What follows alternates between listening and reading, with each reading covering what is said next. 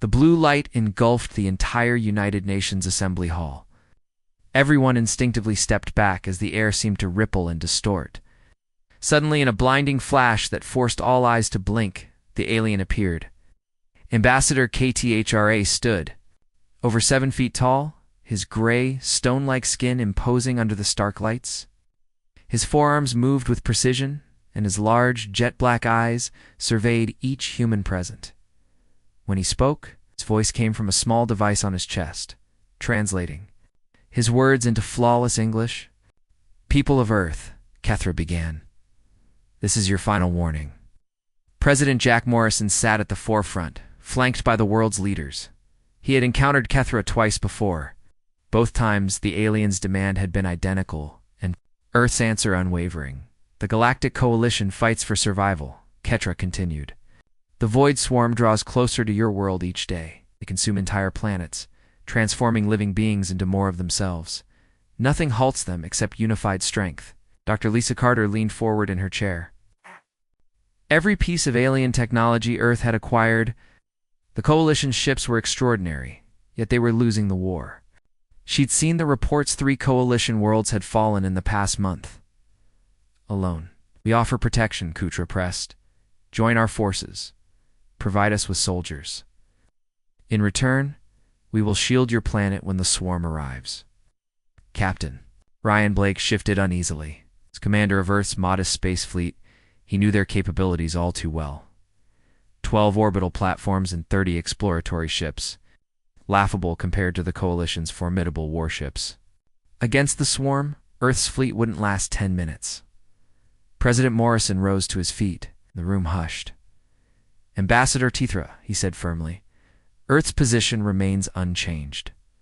We appreciate the Coalition's offer, but we will not take sides in this conflict." Kethra's forearms twitched, perhaps in anger. "You do not comprehend," he said. "The swarm does not recognize neutrality. It will devour your planet whether you fight or not." "It may be," Morrison replied. "But Earth will not sacrifice its people for a war that is not ours. We've watched the galaxy destroy itself for too long. We choose peace." The ambassador made a grinding noise, harsh and metallic. "Do you call this peace? Hiding within your insignificant system?" Kita's voice grew sharper. "The Coalition has waged this war for 50 years. Billions have perished to delay the swarm. And here you sit, sheltered behind your primitive defenses, speaking of peace." Dr. Carter felt her cheeks flush. "Primitive defenses," Kethra had said. "Earth's technology may not rival the Coalition's, but humanity had built it themselves. Every ship, weapon, shield, forged by human hands and ingenuity. Our defenses are sufficient to protect us," she interjected. "We have no colonies to defend, no territories beyond our solar system. We survive on our own terms. We are not a threat to anyone," Morrison said calmly. "Not a threat." Kethra's laughter was hollow, devoid of humor. "Your species reproduces faster than any other in the galaxy. Millions are added to your population each year. It's only a matter of time before you expand to other worlds. Will you still claim to be harmless farmers then?" Captain Blake stood, his voice steady. "What we do in the future is our decision. Right now, Earth has no interest in your war." Kethra's black eyes locked onto him. "So-called fleet has what, 30 ships? The Corvanian military caste commands 3,000 war cruisers. The Allen Empire fields 10,000 fighters in a single battle group. The Zephyrian Republic can shatter a planet's crust with one bombardment vessel. And yet, you think your 30 exploration ships make you strong enough to remain neutral?" "Our strength doesn't come from our ships," Blake said quietly. "It comes from our unity. Every human on Earth stands together in this decision. We will not join your war." The ambassador stepped closer, his presence as chilling as a winter gale. Though his footsteps were soundless, the tension in the room was palpable. "Unity," he repeated. "Yes, we've observed your species' talent for cooperation. But unity is meaningless against the swarm. They are more unified than any species in existence. Every drone shares a single mind. Every ship serves one purpose. Your unity will crumble when they arrive." Morrison took a step forward. "If that day comes, Earth will face it as we always have together. But until then, we will not be drawn into a war that isn't ours. Kara's gaze swept across the room, lingering on each world leader, military officer, and scientist. When he spoke again, his voice was as cold as the void. Very well, the coalition offered you partnership. You've chosen isolation. When the swarm reaches your world, do not call for our help. We will be fighting for civilizations wise enough to stand with us. Raising one of his four hands, KTHRA summoned the growing blue light once more. Remember this moment, he said. When your cities are ash and your people scream, remember that the galaxy extended its hand and you turned away. Flared, and Kesra vanished. President Morrison scanned the faces in the room. No one spoke. Finally, the Russian president broke the silence. Did we make the right decision? Morrison nodded slowly. Earth has survived ice ages, plagues, world wars, and nuclear crises by working together and choosing its own path. I won't change that now. Dr. Carter gathered her notes, determination etched on her face, if the coalition was right. And the void swarm truly approached, Earth's defenses needed improvement, defenses built by human ingenuity. Captain Blake was already strategizing. 30 ships weren't enough. Earth needed more. Not coalition vessels with foreign systems, but fully human warships, fast, resilient, and reliable.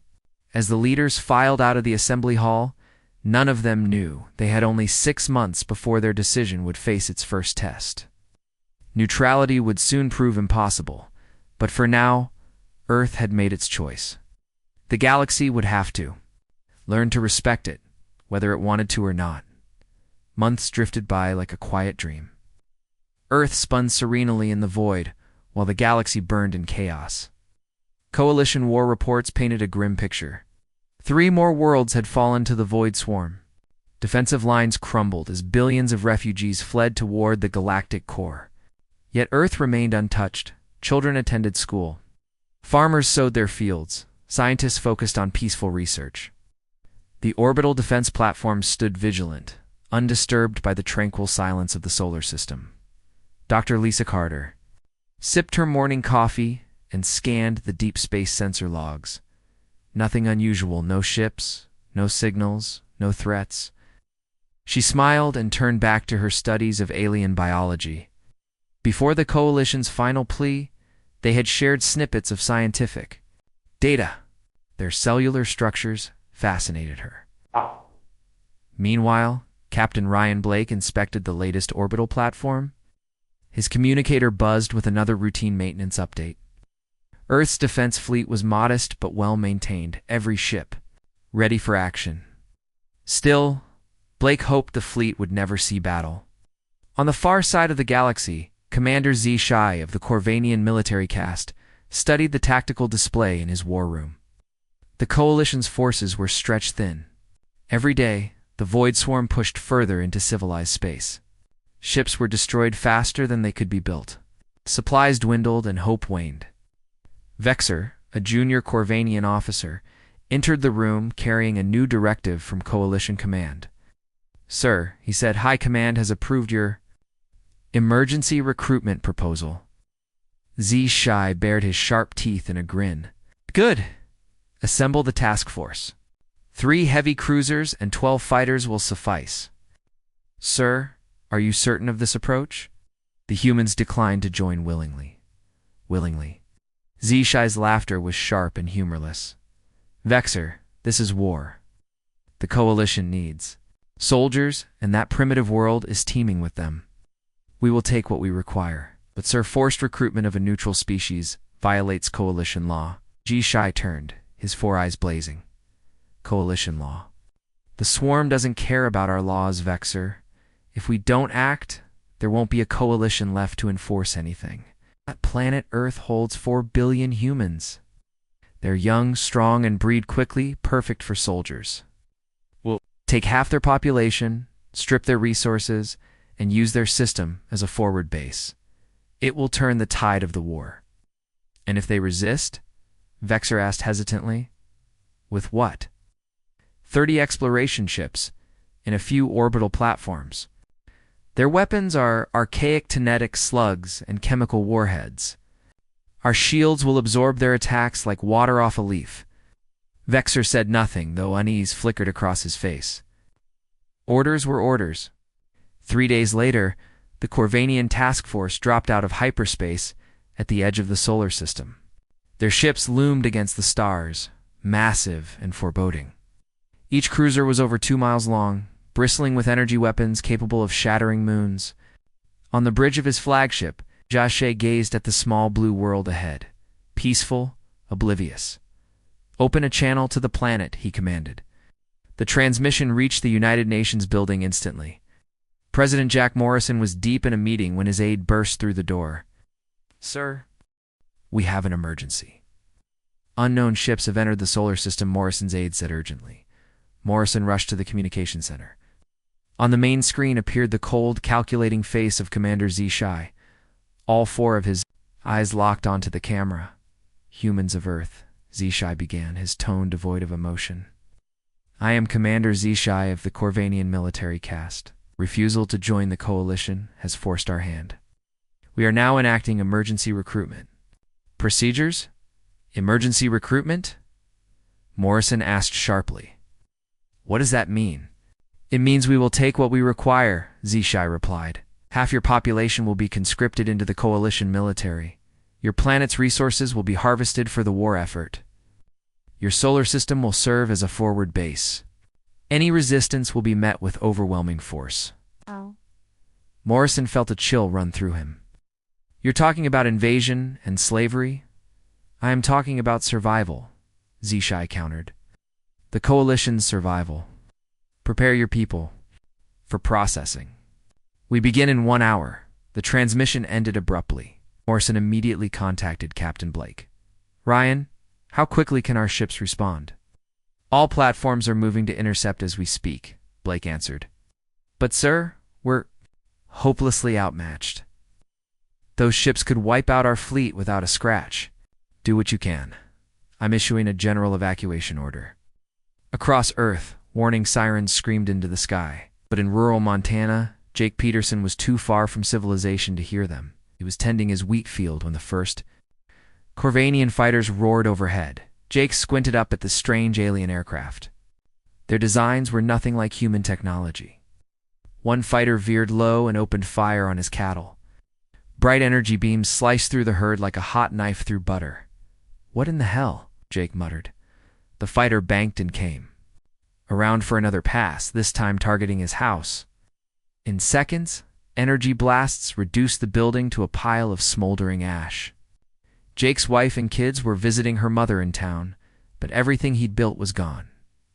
Jake Peterson was a simple man.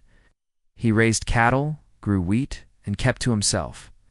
He'd never harmed anyone, never even left Montana except for military service 20 years ago. But now, as he stood amidst the destruction of his home, something ancient and furious stirred within him. He ran to his truck and retrieved his grandfather's hunting rifle, a .306 with a scope. Nothing fancy, but Jake had been hunting since. He was 12 and could drop a deer at 300 yards. The fighter came back for a third pass, flying low and slow. Maybe the pilot assumed Jake was dead. Maybe it was arrogance. Jake knelt behind his broken fence, aimed carefully, and pulled the trigger. The bullet struck the fighter's engine intake. A lucky shot, but in war, luck counts. The alien craft shuddered, spun, and plummeted into Jake's barn. Jake Peterson, Montana farmer, had just fired the opening shot in humanity's war against the galaxy. And he wasn't done yet. Standing in the smoking wreckage of his barn, Jake stared at the downed alien fighter. Its pilot, an insectoid creature with too many limbs and glowing eyes, crawled from the twisted wreckage. Yellow eyes glared at Jake from the wreckage. Calmly, he worked the bolt on his rifle, aiming at the struggling alien. "You picked the wrong farm bug." The alien raised one of its many hands, possibly in surrender. Jake didn't care. They had destroyed his home, slaughtered his cattle, and attacked his planet. Without hesitation, he pulled the trigger. Meanwhile, high above Earth, Captain Ryan Blake watched his fleet clash with the imposing Corvanian warships. The battle was grim. "Sir, we've lost Platform 7. the communications officer reported. Platform 3 is heavily damaged. Blake gripped the edges of his command chair as another energy blast rocked his flagship. The alien weapons tore through their shields as if they were paper. But strange reports were coming in from the planet below. Captain, ground forces are meeting unexpected resistance across Earth, the officer continued. Blake frowned. Resistance? From what? Our military hasn't fully mobilized. The main screen filled with updates from every continent. In Texas, hunters had captured an alien landing party. In Russia, farmers used outdated military equipment to repel alien vehicles. In Japan, martial arts schools taught citizens how to fight the invaders with their bare hands. Even the cities defied expectations. The invaders anticipated panic and surrender, but encountered organized resistance from determined civilians. In the Pentagon, General Kate Williams coordinated Earth's defense. Despite the dire situation, she saw glimmers of hope. Colonel Peters reported, alien ground forces are struggling. They're not equipped for close combat. Williams examined the tactical display. The alien ships were devastating, but their ground units were smaller and clearly unprepared for the ferocity of human resistance. What kind of weapons are they using? She asked. Energy rifles, personal shields, and some sort of stunning device, Peters replied. But they seem inexperienced with prolonged combat. Williams allowed herself a grim smile. Of course they are. They've been conquering species that surrender when outmatched. They've never fought humans before. In New York City, Police Captain Steve Rogers led a group of 50 officers against alien forces in Central Park. Despite their advanced weapons, the invaders were slow and clumsy, blindsided by human tactics. Stay mobile, Rogers shouted. Hit them fast, then move. The aliens fired energy beams in straight lines, assuming their enemies would stand and return fire. Instead, the officers used cover, flanked their opponents, and struck from unexpected angles. Basic shotguns and pistols had already felled several aliens. Rogers hurled a grenade into a cluster of invaders, scattering them. His officers surged forward with batons and knives. The aliens' armor, impressive at range, proved useless in close combat. Dr. Lisa Carter, a scientist, found herself caught in the chaos.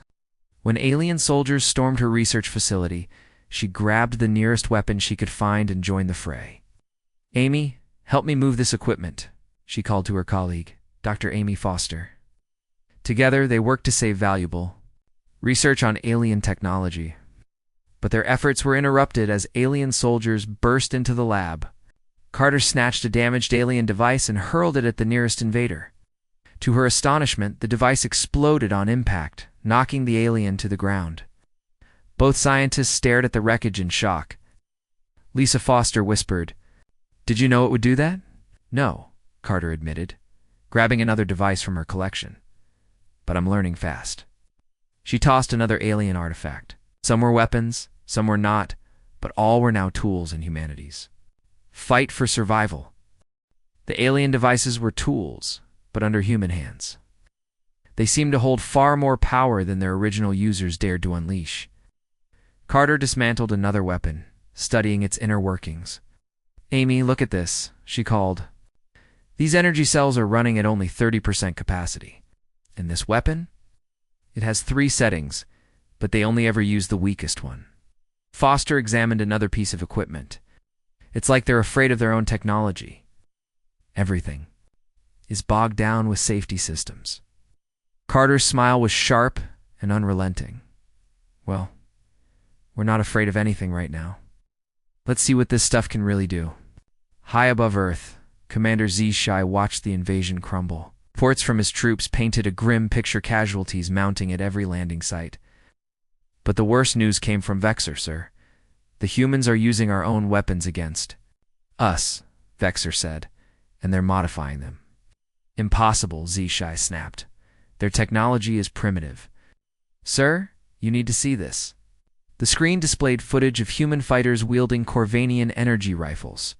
The weapons, however, were no longer standard.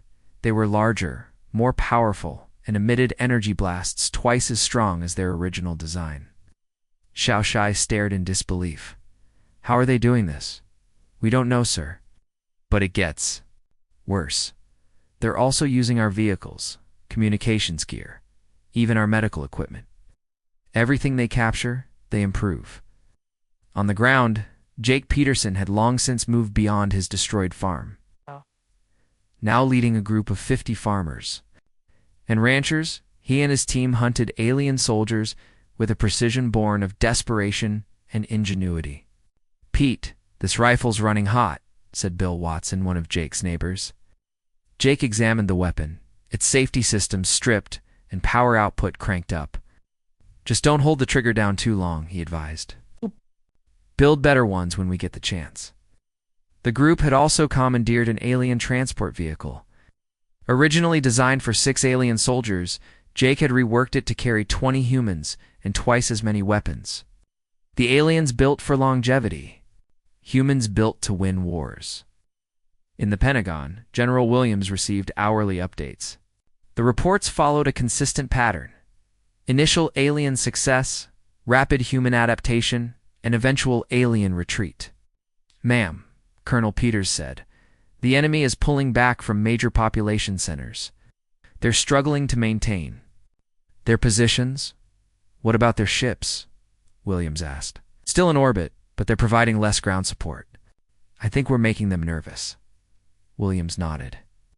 The aliens had underestimated humanity at every turn, expected a swift conquest, but instead faced a planet of defiant people who refused to yield and learned from every skirmish. What truly shocked the invaders was humanity's rapid adaptation. Captured alien devices were dismantled, improved, and repurposed with astonishing speed. Engineers turned enemy technology into more efficient, deadlier tools. But the aliens still controlled space, and Commander Zishai was growing desperate. Desperation, Williams knew, could make him dangerous. 3 months into the invasion, Zishai stared at casualty reports with mounting dread. Half his ground forces were dead or missing. Humans had captured 6 landing craft and 12 fighters. Worse, they wielded stolen technology more effectively than his own soldiers. "Sir, we need reinforcements," Vexer said quietly. "The humans are becoming too dangerous." Xiaoshai had already requested reinforcements twice. Each time, Coalition Command sent more ships, and each time, it wasn't enough. The humans adapted faster than his forces could respond. "Send another request," Zishai ordered.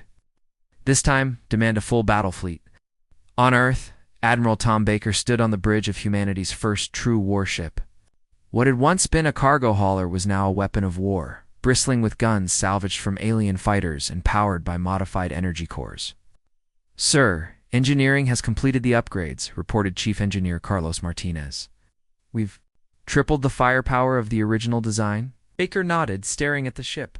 It looked crude, patched together from human and alien parts, but it was ready for battle. The ship was an ugly patchwork of human and alien technology, welded together in ways that would horrify engineers. But it worked. More importantly, it was crewed by humans who had learned to hate their enemies. "How many volunteers for the boarding teams?" Admiral Baker asked. "Every human on this ship, sir," his officer replied. "And about 1,000 more waiting for transport." Baker allowed himself a grim smile. The Corvinians preferred distance, energy weapons, and the safety of their fortified ships. Humans, they liked to get up close. Colonel Rick Davis led the first team to train aboard a captured alien vessel. His soldiers were a mix of military veterans and civilians who had lost everything. They all shared one thing: a thirst for revenge. "Listen up," Davis began. "Alien ships have long corridors and plenty of hiding spots, perfect for close combat. They expect us to fight their way using their weapons. We won't." He held up a shotgun. Oh. "This fires 12 pellets of solid metal. Their armor can stop energy blasts, but not this. And then there's this." He revealed a flamethrower. "Aliens breathe different air, but they all burn. Fireworks on everything." The soldiers nodded, their faces grim. They had seen what alien weapons did to their homes. Now they'd return the favor. In a hidden underground lab, Dr. Amy Foster worked tirelessly with her team. Over the radio, she shared progress with Dr. Carter. "We've cracked their shield generators," Foster said. "They're great against energy weapons, but nearly useless against solid projectiles." "What about ours?" Carter asked. Ours work against both." Foster grinned as she admired their latest invention, a human rifle powered by alien energy cells. Firing enhanced energy blasts and protected by a hybrid shield system, the aliens built for safety, humans built for efficiency. Destruction. Meanwhile, Jake Peterson's band of farmers had swelled to an army of 3,000. They controlled much of Montana and were pushing into neighboring states. Every day more volunteers arrived, armed with weapons and tales of alien atrocities. "Jake, we've got a problem," Bill Watson reported. "Alien reinforcements landed 50 miles north." Peterson studied a tactical map built with alien technology. More ships meant more enemies, and more opportunities to seize their tools. "Remember what we learned," Jake said. "They always land the same way, set up the same defenses. They don't adapt like we do." Jake had studied Corvanian tactics. They were disciplined soldiers, but rigid. Humans, on the other hand, evolved with every battle. "Get the teams ready," Jake ordered. "We'll hit them before they're fully set up." At dawn, Peterson's forces surrounded the alien site with captured vehicles and modified equipment. Instead of a straightforward assault, they used ambushes, traps, and psychological warfare. The aliens expected long-range energy duels. Instead, they faced explosions tearing through their positions, followed by humans armed with shotguns and flamethrowers storming in under cover of smoke. It wasn't a battle, it was a massacre. In orbit, Colonel Davis observed the first human boarding mission from the flagship's bridge. 20 volunteers in modified suits approached a damaged alien cruiser. "Remember," Davis radioed, "we want prisoners. We need intel on their fleet." The boarding team breached the alien hull using captured cutting tools. Inside, they moved swiftly through narrow corridors designed for slower, taller beings. Human soldiers crawled through vents, maintenance shafts, and struck from unexpected angles. On the bridge, the alien captain was desperately trying to destroy his ships. Computers. Davis led the final push, storming the room with his team. The Corvanian captain, tall and proud, glared at Davis. "Surrender," Davis commanded, weapon trained on him. The alien sneered. "Primitive creatures. You cannot defeat the coalition." "We've fought wars for 1,000 years, Davis smirked, his expression cold. "You've been fighting other aliens? You've never fought humans before?" The alien captain reached for a weapon, but Davis shot his hand before grabbing him by the throat. "Here's how this works," Davis said, his voice cold. "You're going to tell us everything: fleet locations, weapon specs, defense systems, everything." The captain sneered. "I will tell you nothing." Davis glanced at the terrified alien crew cowering in the corners. "That's the difference between us. You fight because you have to. We fight because we want to." He pulled out a knife, letting the light catch the blade. "And right now, we really want information." The captain held out for 15 minutes before he broke. On Earth, General Williams reviewed the intelligence from the boarding operation. The Corvanian fleet was larger than anticipated, but it had a glaring weakness. Their ships were designed for energy-based, long-range engagements. They boasted formidable shields and devastating firepower, but weren't equipped for close-range combat, boarding actions, or the relentless ingenuity of human warfare. "Colonel Peters, prepare the fleet for offensive operations," Williams ordered. "Ma'am, are you sure?" "We're still outnumbered 10-1. Williams stared at the reports detailing human victories worldwide. Time and again, humans had overcome superior alien forces with determination, creativity, and sheer audacity. "Colonel, the Corvanians made one fatal mistake," Williams said. "They thought we'd fight their war. Instead, we'll teach them what human warfare looks like." Time for defense was over. Now, it was Earth's turn to strike back. 6 months after the first alien ship entered Earth's solar system, President Jack Morrison stood amidst the ruins of New York City. Behind him, human soldiers equipped with alien-modified weapons stood watch. Above them, The shattered remains of a Corvanian cruiser loomed, a testament to human resilience. Morrison faced the camera, addressing the galaxy. "This is President Morrison of Earth. 6 months ago, your coalition asked us to join your war. We said no. We wanted peace, wanted to solve our own problems in our own way." He paused, his gaze unflinching. Commander Z, shy of the Corvanian military, decided our choice didn't matter. He brought war to our world, killed our people, and tried to enslave us. Morrison stepped closer, his voice as cold as space. "Today I declare that Earth is at war with the Corvanian military and any coalition forces that supported their attack. We didn't want this war, but since you started it, we will finish it." The transmission ended, but its message echoed across the galaxy.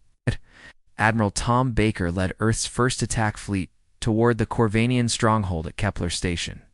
20 ships, built from a mix of captured alien technology and human ingenuity, moved like predators through the void.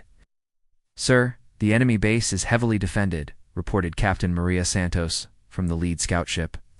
36 defense platforms and at least 50 warships. Baker examined the tactical display. The base was enormous, a hub for operations spanning 3 star systems. By conventional standards, taking it was impossible, but humans had abandoned conventional strategies long ago. "Begin Phase 1, Baker ordered. The human fleet didn't engage the base directly. Instead, they scattered, targeting isolated Corvanian ships.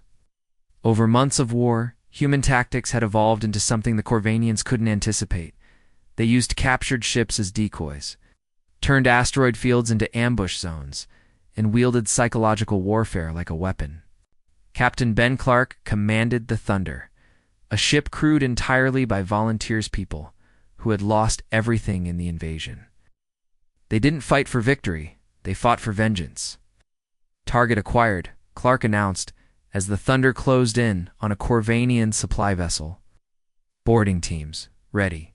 The alien ship attempted to flee, but human modifications had made their vessels faster. Stripped of safety features and reinforced with alien technology, the ships were volatile, but they worked. Within minutes, the Thunder intercepted its prey. Human boarding teams breached the hull and surged inside like a storm. The Corvanian crew surrendered immediately. Stories of human boarding parties had spread, and none wished to test their resolve. On Earth, Dr. Amy Foster unveiled her latest creation, a weapon she called the pacifier. "Lisa, come see this," Foster said to Dr. Carter. Carter examined the sleek device, immediately spotting the enhancements. "This can overload any alien shield in seconds." Foster nodded. "Even better, it sends feedback through their power grid. One shot, and their entire system shuts down." Carter shook her head in disbelief. "The aliens build technology to last. We build it to win." "That's the difference," Foster replied. Meanwhile, Jake Peterson had taken the fight off-world. With captured alien ships, his militia hunted Corvanian forces across their colonies. They struck swiftly and showed no mercy.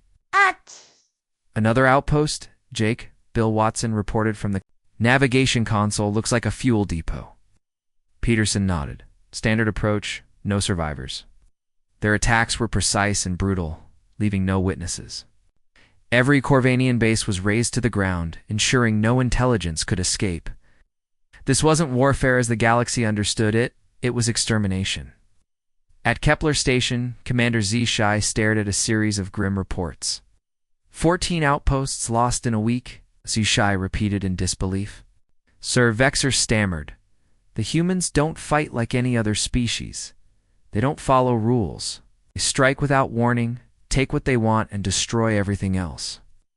The reports painted a horrifying picture. Humans weren't. After territory or resources, they were systematically dismantling Corvanian military power. Captain Clark's fleet had grown, incorporating captured Corvanian vessels crewed by human volunteers. They now approached the Corvanian home system itself, a force the galaxy could no longer ignore. The Corvanian defense fleet outnumbered them 5-1, but human tactics defied the odds. "All ships begin the attack," Clark ordered. "Human, Vessels spread out, launching assaults from every angle. They rammed Corvanian ships, boarded them, and used weapons thought impractical, but devastating in human hands. Most critically, they refused to fear or show mercy. The Battle of Corvanian Prime lasted 6 hours. When it ended, the Corvanian fleet lay in ruins, their orbital defenses destroyed, and the planet defenseless. And Clark opened a channel to the surface. "People of Corin Prime," he began. "This is Captain Clark of the human fleet. Your military attacked Earth. Now we've come to collect." The planetary government scrambled to negotiate, offering resources, technology, and tribute. Clark listened without emotion. "You don't understand," he finally said. "We don't want your resources. We want justice." An hour later, the bombardment began. Back in Coalition space, Ambassador Kithra received an emergency summons to Earth not as a recruiter, but as a diplomat begging for peace. He appeared in the United Nations chamber, the site of his earlier ultimatum. Everything was different. The human leaders wore alien armor as trophies, and their eyes held a chilling confidence. "Ambassador Kithra," President Morrison said, "here to discuss surrender terms?" "Surrender?" Kerr's voice wavered. "No, the Coalition seeks peace. Surely we can find a reasonable solution." Morrison smiled, a cold, unsettling smile. "6 months ago, you warned us our cities would burn, our people would scream. You were half right. There's just one problem: you misjudged who would be burning and screaming." He stood, his gaze piercing. "Earth has no interest in peace. With the Coalition, you attacked us. Now we'll finish this war on our terms. We will destroy every Corvanian military asset and anyone who supported this invasion." "You cannot mean this," Kithra whispered. "The galaxy will unite against you." "Let them try," Morrison said. "We didn't want this war. Now that we're in it, we'll win it our way." As Kithra vanished in a flash of blue light, he carried a terrible realization. The humans had awakened something that should have been left sleeping. Ow. They were no longer farmers and scientists. They had become warriors, and the galaxy would never be the same.